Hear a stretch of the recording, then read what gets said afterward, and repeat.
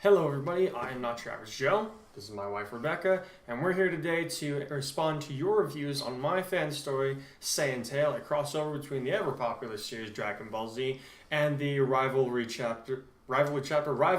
popular anime Fairy Tail. Wow, I don't think I've ever botched an opening that badly before. Hey, it started out good. Yeah. We'll just edit this. Yeah. I'm lying. I'm too lazy to edit this. Alrighty, but as I was saying, we're here to respond to your reviews, and from what I saw, we got a few lengthy ones, and I got more than average on this chapter, so I'm looking forward to this.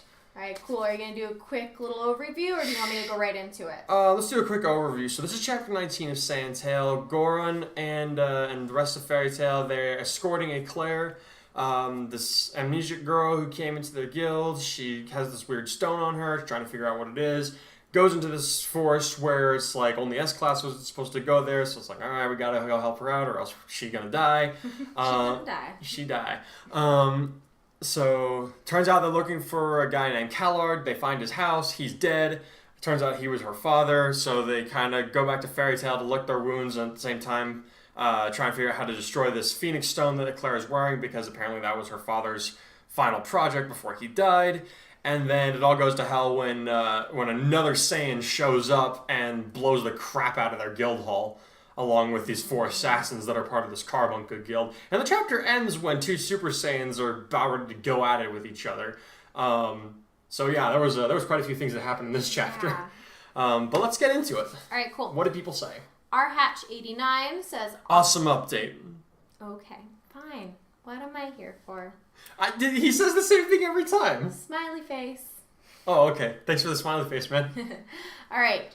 Joey Ganese says, this is amazing. Simon, get on this. Whoa, don't be starting stuff, people. Some of your Simon supports this. Just, no, don't start fights. All right. Some of your best, Mataras. Oh, thank you. All right. A guest says, blue-haired girl. Goku surpassed Vegeta, so why shouldn't I be able to surpass you? Goran, you aren't Goku in this scenario. Being the second fiddle to the protagonist is hard. Huh? Oh. Nice. I kind of regret not being able to use that at this point. That was excellent. I thought you kind of did, though. No, because Goran's like...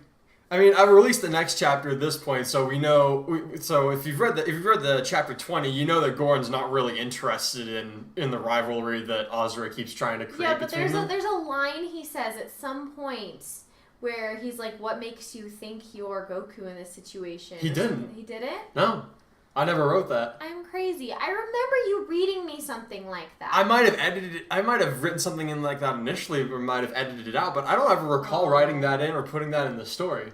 Okay. But that's hilarious. I wish I would have put that in. I feel like you read it. Like, wasn't those same words, but it was something like that. I don't know. I have a headache and I've been sick the last few days, so maybe I'm still spouting nonsense. People, I do weird things when I have a fever. Yeah, he's strange.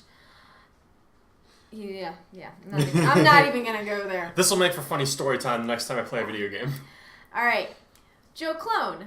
Love the bio at the end here. Holy crap, Azra is not taking any names.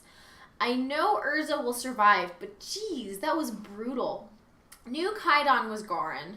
Saw it coming a mile away. I'm starting to feel for Eclair now, but maybe if I watch the movie, I'd like her more. I'm starting to feel... Okay, yeah.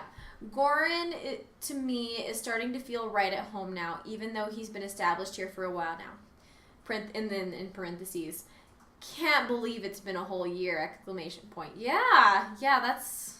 Yeah, I've been releasing the chapters now for... I released the first chapter on April 1st, 2018. And we're scheduled out all the way till like October, right? No, we're scheduled... I've got scheduled all the way out till Christmas. Nice. Yeah. So yeah. And I'm actually working on the New Year's chapter as we do this. Good stuff. Okay, so him referring to Azra not taking any names. So quick refresher. Basically, when Azra arrived on the scene, Urza gave her some attitude and learned that was a real bad idea because Azra used a technique called Spirit Sword and just basically ran Urza through the stomach, didn't even flinch while doing it. Vaguely remember that. Yeah. Yeah, so she definitely kicks butt and takes names, and she doesn't take crap from anybody. So yeah, that was I would like. I'm trying to show. I guess with her, I'm trying to show like Goran's not the most chill dude ever, but for a Saiyan, he's a very relaxed person. She's like the typical. She's like the typical. I will fight anything that moves type of Saiyan, you know. And then if she has a certain rival in their head, they're not letting that one get away. They've got to bring that one down to prove that they're the best. Yeah, that's the kind. So that in mind, I'm going to read the next part of Joe Clone's review. Now I have crossovers on the brain. But what would happen if Goran, Mataris, and Gyatso had a good old-fashioned brawl? I'd love to see a fight between all your characters. Maybe I'll do that like as an April Fool's type of one fun. shot. That'd be fun. That would be fun. But I can tell you right now, I can tell you exactly how that would go. Mataris would kill Gyatso while Gyatso's trying to reason with him, and then Goran would just snipe them both long range. It would make a good Omaki. It would. For one of your stories. It would. But I'm hesitant to bring Gyatso into this one because it's like he needs to stay over there. I completely forgot that you started publishing Legacy of Korra because it's been so long. It's been a while. I'm still trying to get through writer's block on that, but I will let you guys know when it's. I have no intentions to completely abandon the Legacy of Korra. We lost a bunch of it when your computer crashed, right? Like don't even talk to me about ago. that. Don't even talk to me about that. I'm still mad about that. Yeah, because we're all working on it together. Yeah, that's so funny. I don't know why I had it in my head that you hadn't published that one yet. So that's cool. That I still get messages from people asking, "Hey, when's the next update going to come out?" When I get to it. Sorry. Yeah, you're good. It's a little bit of a sore subject. That particular story is one that I think he's trying to give as much love and care as possible because I think of all of the fandoms. Like, Avatar is one of the ones that's, like, closest to our hearts, and we want to Last Airbender is the best show, in my opinion, of all time, animated or not. Yeah, I agree. And so, anyway, we love that series. And but I think we're getting a little sidetracked. Yeah, sorry, my bad. Anyway, but thanks for the review, Joe. Yeah, definitely, dude. All right, Majin Lightus. Holy hell, that was great. I'm loving the story, and this Azura is a beep. But I'm sure Goran can beat her. I'm sure my half Saiyan character Ren could beat Azura, but he's a bit overpowered. Anyway, great chapter mate. Can't wait for more. See, I think I've gone over this before, but it's cool that you got your own OC. But the problem that I have with a lot of original characters that have Saiyan origins in most stories that I've read on fanfiction is that they're way too overpowered, and then they don't even have a challenge for them in the story. They're just like, get out of my way, and then the story advances a little too easily, in my opinion, which is why some people would say that I've nerfed Goran, but I mean, with Jump Force having come out a few months ago, I feel a little more comfortable in the way that I've done the power scaling. And you did kind of limit him at first, and he had to kind of build up again in this world. Yeah. So. All right, Jeremy Scout, are you telling me Goran doesn't know the Shin Kikoho, sorry, I don't know my Dragon Ball isms. Or even the standard Kikoho? But yet Kinana knows them? How could she have learned them if Goran didn't teach them to her? Also, will Goran ever learn how to hold SSJ3, translation? Super Saiyan 3. Okay, for a few minutes. Maybe 2 or 3 minutes, since Ki drain is insane, and Goran isn't as strong as he would have been if he hadn't left the Time Patrol. Okay. Sorry. Is that all of it? No, there's more, but I figured we could go over that first. Those are actually some really excellent questions. Okay, so to address the Super Saiyan 3 thing, at this point, Goran could probably hold the transformation for about 3 minutes. He's gained a couple of Zenkai boosts since he last used it. One was from using it. And what was the question about the Kikoho? Okay, so I actually do have an explanation for this. So look at it this way. I know a lot of martial arts techniques. These have been passed on to me from my sensei and from my teacher in Taekwondo. My sensei Ed Erler, great man by the way. He's taught me a lot outside of martial arts as well. but he a few years back he messed up his leg really badly, and he hasn't been able to do martial arts actively since then. But that doesn't stop him from being able to teach, from teaching other people the correct technique on how to perform a kick or how to throw a punch, because both techniques involve your whole body if you do them properly. And I guess I'm doing it a little bit of a roundabout, but what I'm getting at is that Goron, having seen these techniques and having studied them a little bit himself, he would be able to show somebody else how to do it and or at least explain the mechanics behind it and let them develop it on their own. I mean, my brothers and I, we each learned the same set of martial arts, but I punch faster than Josh does, but Josh does a better roundhouse kick than I do. So even though we both learned the same techniques, we pursue different paths in our fighting styles. And in this case, that would be Goron knows how to do the Kikoho. He just doesn't do it as well as Kinina. And I know a lot of people are going to... It's not something he polishes. And a lot of people are going to be like, well, he does it better automatically because he's more powerful. Well, he'll hit harder than her, sure, but his technique's going to be a lot more unrefined than hers. Her version is going to be a lot more precise, cost a lot less energy than it would if he did it. Because it's something that she practices. Yes. So, yes, he does know them, but he doesn't bother to use them because it doesn't fit into his arsenal of moves. Remember something that the Kikoho is generally used as a glass cannon move. You know, you kind of wreck your body after you use it. So that just doesn't fit what his needs. No. He prefers to, for the most part, he tries to play a long game. But for her, it's like, if I need something to get me out of it. She needs an ace up her sleeve. Yeah. Okay, got it. Mm-hmm. Cool. So, also, I'm pretty sure Goron wasn't afraid of breaking the ocean, but pulling a Frieza and destroying the planet on accident. Speaking of which, I guess Super Saiyan 4 is the strongest Goron could ever go, ain't it? Unless he gets an angel to teach him how to go SSG, Super Saiyan God. Okay, SSB. Super Saiyan Blue. And SSBB. I'm assuming you're talking about Super Saiyan either Perfected Blue or Royal Blue, which is exclusive to Vegeta. Okay. All right.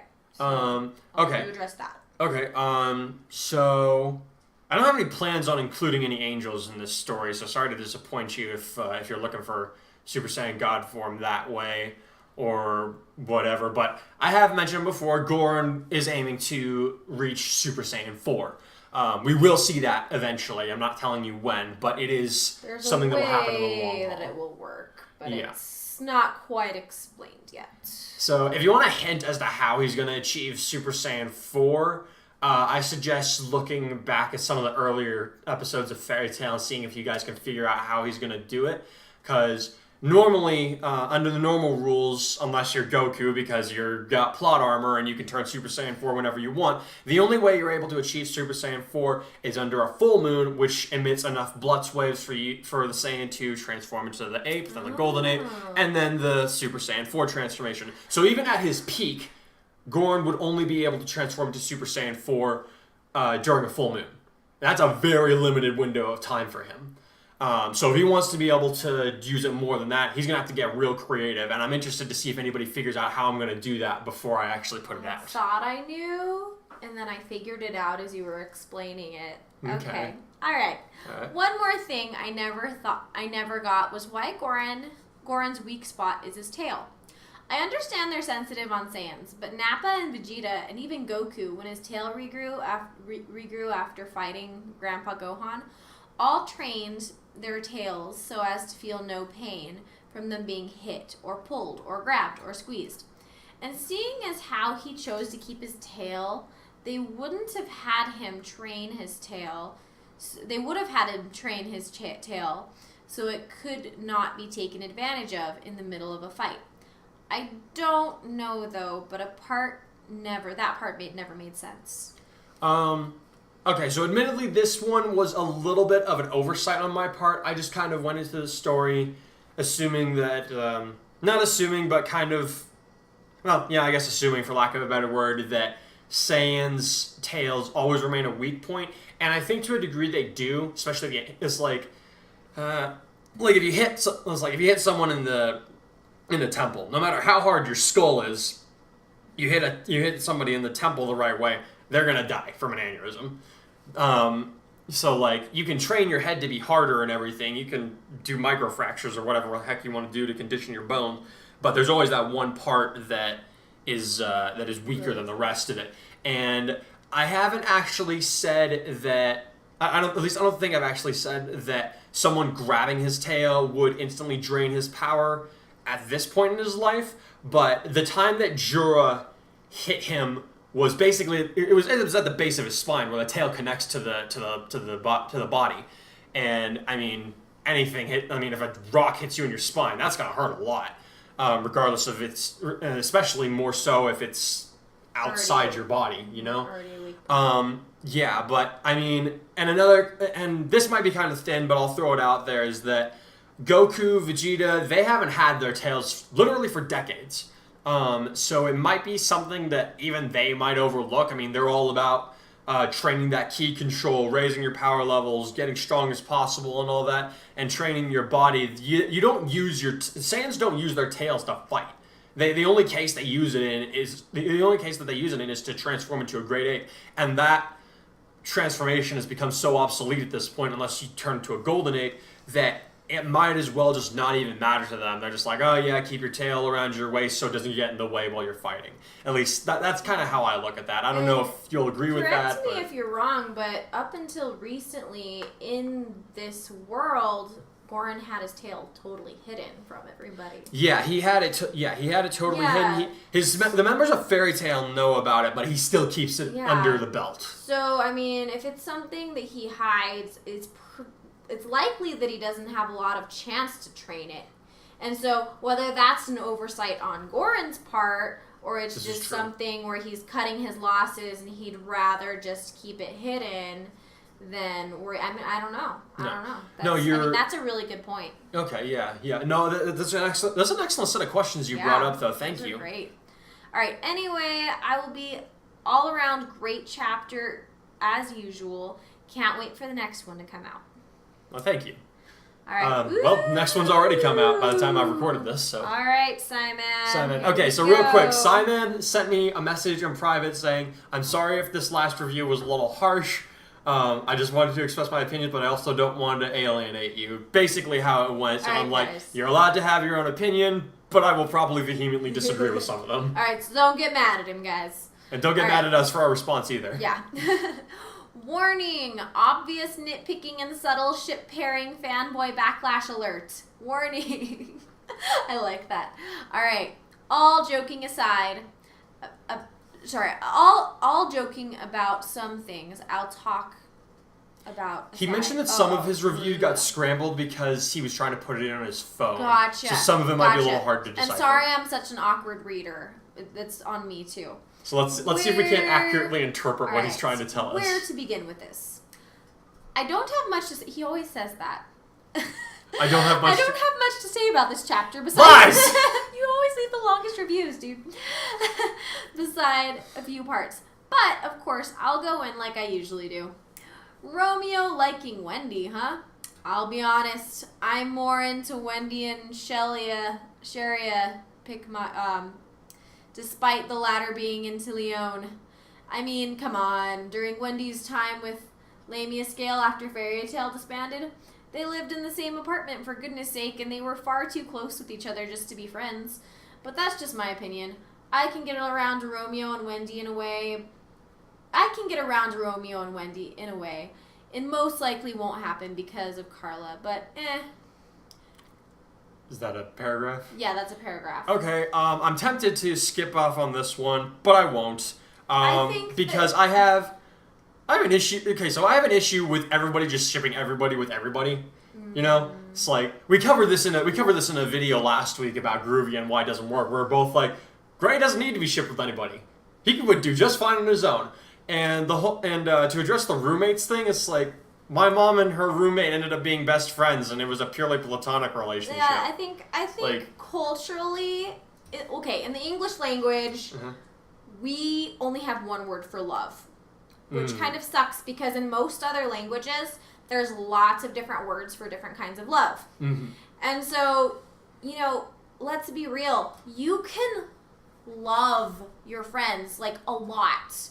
but not but be not in be love in with love them. with them. Yeah, and I think I covered this. Yeah, in and my everything story. I saw is like, and like that. There's so many relationships in Fairy Tail like that, like who people deeply, deeply care about each other, but it's not necessarily something romantic. Like Natsu and Lozana. At this point. Natsu and Lozana deeply, deeply care about each other, but it's not really a romantic thing. Don't think it'll ever be. So, yeah. So I don't know. I don't really see it. You do you, dude.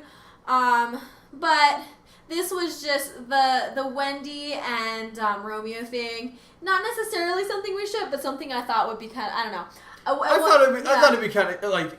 They're I around suppose the same age at this point. Yeah, it's like so I suppose it became more of a byproduct of so Romeo's on Gorn's team, right? And I want Romeo to have like a healthier role model to look up to other than his dad, because his dad's drinking all the time. He's chasing skirts at his age, and yes, he has good moments. He has good moments. He does. He's tried very hard. His wife left him with his son. He's done his best to raise him as he.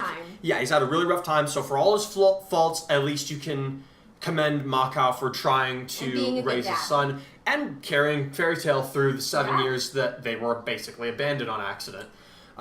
So he does have good, but I do want Romeo to have not necessarily another father figure, but at least like an elder brother kind of figure to look up to, or maybe even a respected uncle or cousin. Somebody that he can talk to about important stuff when he doesn't feel comfortable talking to his dad. Because, we all have those moments growing up. It's like, I need to talk to somebody about this, but I don't feel comfortable bringing it up to our parents. You have those role models that you want to talk to that that will help you out with this. And that's kind of what... We don't necessarily, ship the two of them long term. It's just something that it's like, they're close to the same age, and they're some of the only people in their guild that are close to the same age. So it makes sense that they develop a friendship, not necessarily a romantic relationship. It could happen, may not work. They're kind of trying things out at this point. They're trying things out. Kind of like Gray and Yukino at this point. They're just seeing how it goes. That doesn't necessarily mean this relationship's actually going to work. It's just something that is like, it's cute. Yeah, whatever. There's that nitpick of ours. Yeah. So, going from every fight scene I've seen so far, does Kaidan have any strike techniques from Dragon Ball? Not counting Dragon Fist. Having key techniques would really not be a balanced moveset. Like Super God Fist, Evil Whirlwind, Super Dragon Flight, aka Shoryuken. Haha. Shoryuken, sorry, I don't know what I'm talking about. I think that's how it's pronounced. Orin Combo, Volleyball Fist, Wolfang Fist, Sledgehammer, and Rebellion Spear. Even the Meteor Rush attacks, does he have any of these?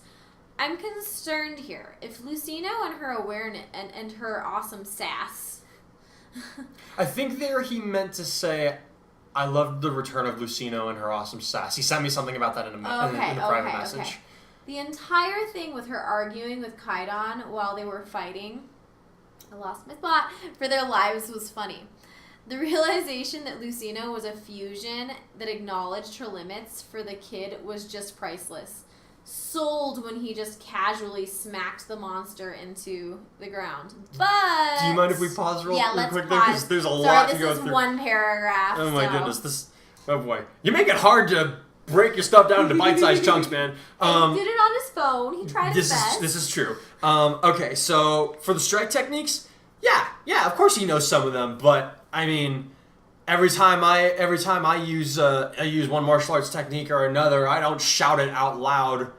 I guess it wouldn't be any difference for him using a Kamehameha or a Final Flash or whatever, but I don't know. Those are a little more showy than trading fists. Yes, I know Rebellion Spear actually requires ki. I know the Wolfang Fist does and all that. I mean, he knows basic martial... Not basic. He knows all the martial arts from his world.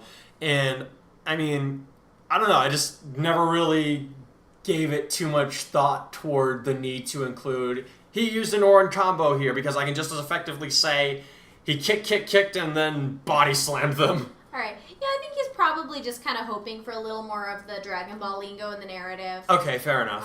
I mean, maybe I'll include some of those later on, but, I mean, how do I put this? There's 100 different ways to name a certain solid stance punch. There's horse stance.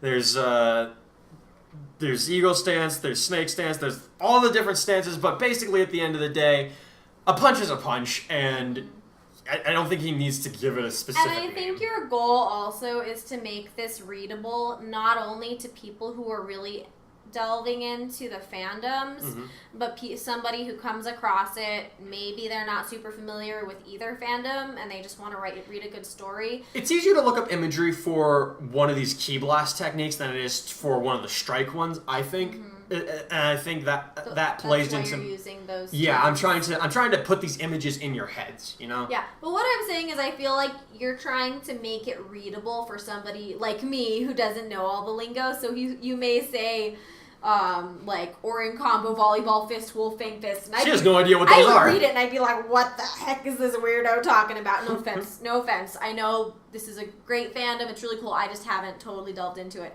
But it's like, I think that, you know, just for the sake of people who aren't as familiar with it, who are reading the story, I think it kind of helps it to be a little more readable when you're just describing it in everyday terms. Okay. And so that's good that you clarified, though, that he is using these moves, he's just not articulating that every single time. Yeah.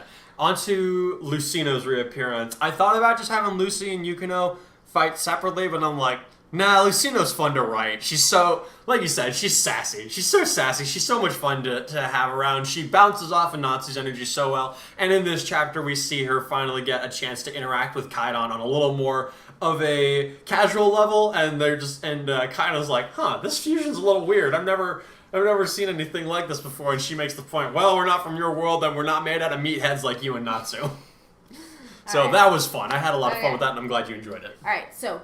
But at the end of that statement, I'm guessing this is in all caps. That's a very long but. Uh-oh. Was there any actual reason for him to just hug Kinana in the middle of the battle? They're an affectionate couple! Leave it alone! Talk about lowering his guard to 0. Have you seen how fast a Super Saiyan can move? Wasn't there still, like, monsters coming in? Were there... much less at this point? Was the battle over? Nothing was stated at all on the status of the fight at that point. I mean, if they're dropping their... I don't think it was just him that dropped his guard. I think it was everybody, so I guess... you're right. I could have done a better job at articulating whether or not the fight was over. These are the kind of things that I need to keep working on. See, I feel like that's like a Dragon Ball thing, not a fairy tale thing. Because I feel like I don't know. It depends on the time. Because I feel like the characters in Dragon Ball have a bad habit of being like, just stopping and being like, talking to each other and laughing at a joke, and then all of a sudden someone gets hit out of nowhere, and it's like, I've seen that happen a few times in Fairy Tail too. Yeah, it's happened in Fairy Tail I think that's just an anime thing. Yeah, but I mean, you raised a good point. It was kind of dumb of them to lower their guard, but I mean, that's just how Goran and Kinana are. They're cheesy PDA all over the place. Yeah. It's adorable. Leave it alone. Shut up. I stand by what I said. However you want to look at it, but yeah. All right. So nothing that was stated at all at that point. All right. The same reason applies to when he kisses her in such a high tense moment in the wrecked house. Very unnecessary. Saved at the last second by Kaidan's smart ass remark though. Haha. I can see Wendy being one of the grinners. Oh okay. Yeah. I know what he's talking about. So what happens is they stumble into Kallard's home, it's surrounded by this monster deterrent so stuff doesn't get in there. And they're like, okay, it's like, but it's just a pile of bricks. They're like, what? Okay, what is this? Snow Wizard's house looks this messy. And then, hidden door slides open, and they're like, all right, one of us has to go in there first. And Kaida's like, all right, I'll go down. And when he gets down, and they're like, what if it's a trap? He's like, I'll spring the trap. So he gets down there, and then he shouts up at them, oh no, I'm being torn limb from limb. Come down and rescue me. So I think that's the smart ass remark he was talking about. Gotcha.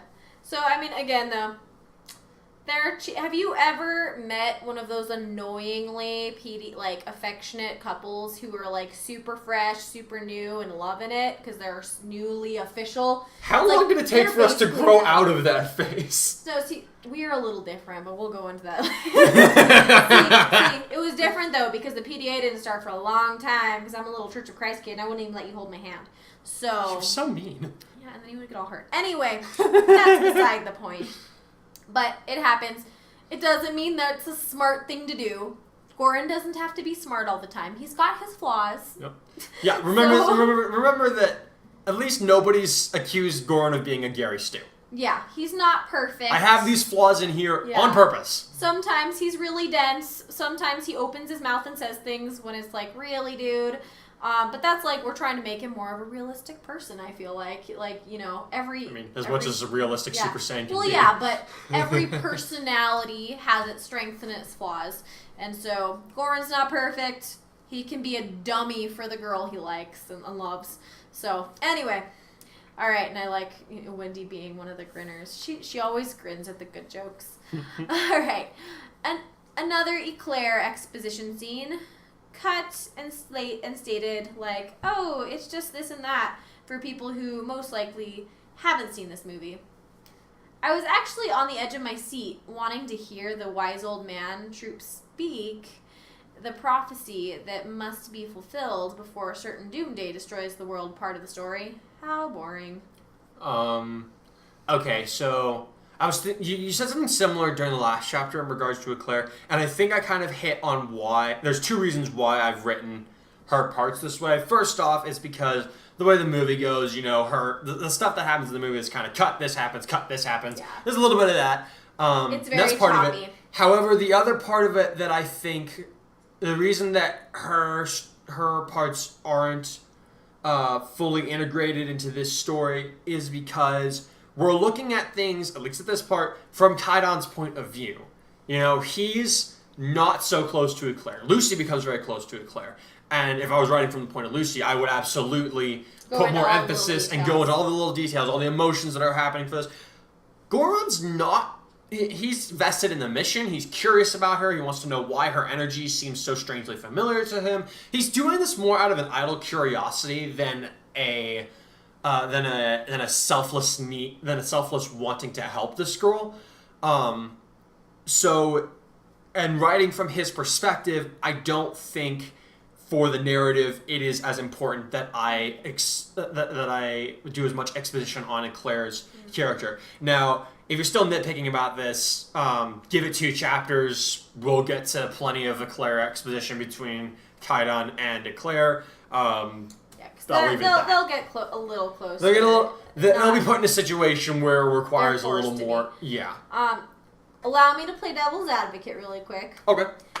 You know, I think that this site is for people who watch or read stories and they want more out of it. And so instead of us making excuses for the poorly written movie, maybe we can find ways to make it more dynamic than the movie had it. Because honestly, I just hate the way this character was written in the movie, and I guess I wasn't super invested, so I guess we didn't really investigate how to make it better, because we're just like, okay, but she's kind of like a plot device more than anything.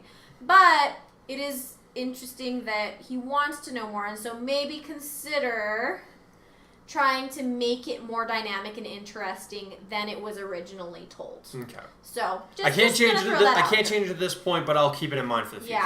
Because at this point we've got chapters that are gonna just set. They're in the I'm still editing them here and there. Yeah, but we're not gonna totally rewrite them. But just something to keep in mind instead of just making excuses for the story. Maybe try to make it a little more dynamic. Fair enough. Because I think that's what he's looking for. All right, fast forward to Kaidan being showcased by Fairy Tail to try to destroy the Phoenix Stone with his power. Poor kid being peer pressured into shoop-da-whooptin. Did you just say shoop-da-whoopin? That poor innocent rock to oblivion, while the Phoenix Stone gave him a raspberry and a middle finger at his attempt. That was nice. That was some great praising there. All right.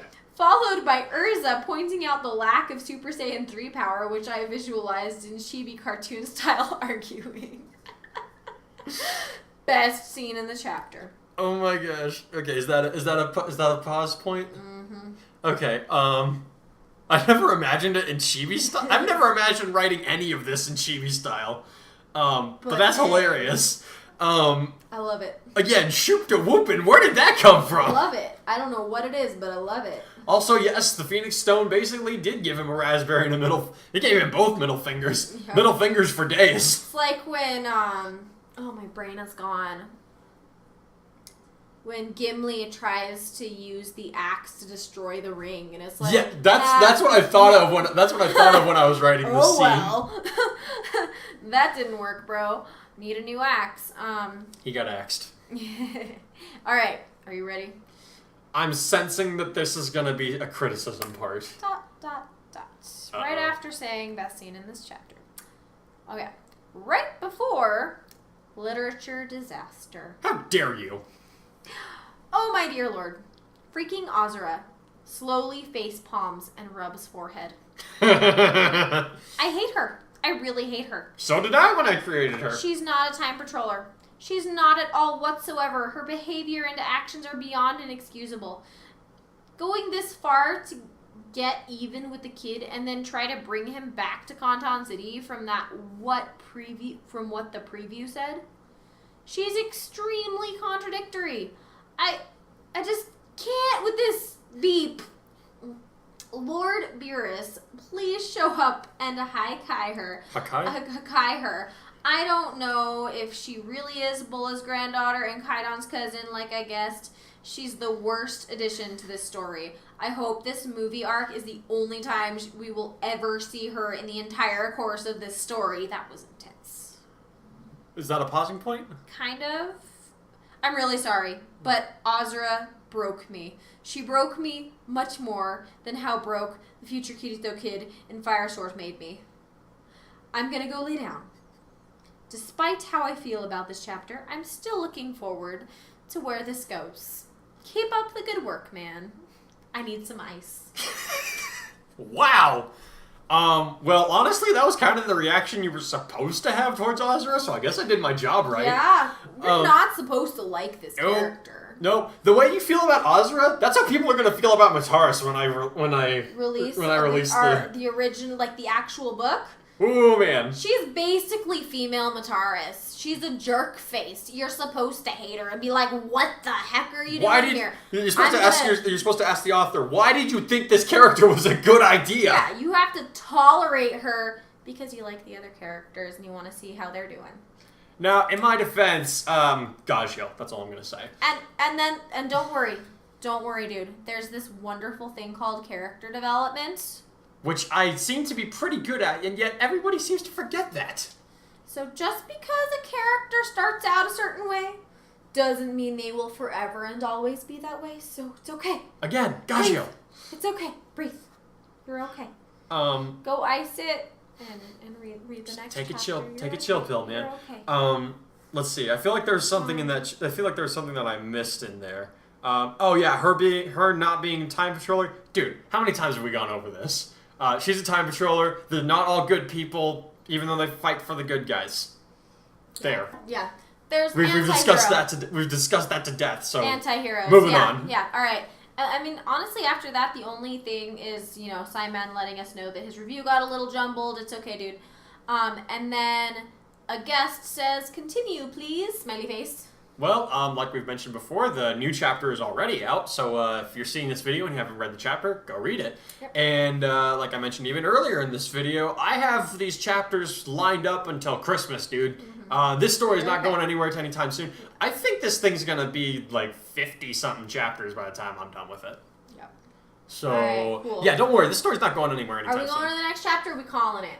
We're calling it, cool. Like we've mentioned before, we're trying to do these singular in chapter, and since I only released the other chapter yesterday, I want to give people a few weeks to get their reviews in. That makes sense. Quick reminder, if you're watching this video and you haven't cast your vote yet on the poll on my website, you guys are getting to decide whether or not Natsu and Gajio will be fusing during the Tartaros arc, or if it'll be Mira Jane and Lizana. I won't give you the exact numbers, but Mira Jane and Lizana are winning by a margin right now. So if you want it to be Natsu and Gajio, you guys need to get over to the website and put your votes in right now, because the vote ends on July 1st, because I will not hold off on writing the arc any longer than that, and I also need to come up with the artwork for it. Yes, July 1st. So, okay. Needs to be by July 1st, because not only do I have to write it, I'm also going to be coming up with a sketch for it and coloring it in, so that way you guys get to see what it is that you made. So, please go do that. Yeah. Any other comments? I think that's it. Alrighty, well, this has been a lot of fun. I always enjoy doing this with you guys, and take care. See you in the next Bye. one. Keep getting stuck.